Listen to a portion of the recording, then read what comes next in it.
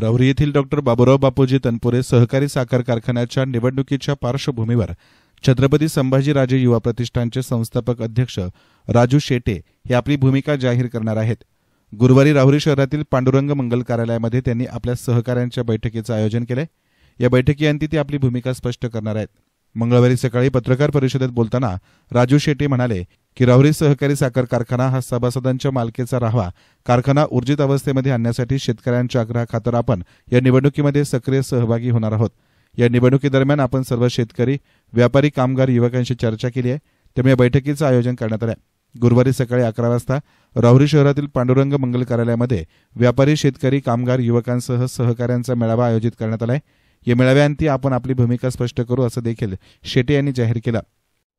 नमस्कार। राहुरी सहकारी साखर कारखाना निवडणुकीच्या निमित्ताने गुरुवार दिनांक 3 एप्रिल 2025 रोजी सकाळी 11 वाजता पांडुरंग मंगल कार्यालय स्टेशन रोड राहुरी या ठिकाणी मेळावा आयोजित केला आहे। तरी तालुक्यातील सर्व सभासद, शेतकरी, कामगार, व्यापारी व सर्व सहकारी मित्रांनी या मेळाव्यास मोठ्या संख्येने उपस्थित राहावे ही नम्र विनंती। धन्यवाद। त्यामुळे आता राजू शेटे आता नेमकी काय भूमिका घेणार याकडे सर्वांचंच लक्ष लागून आहे।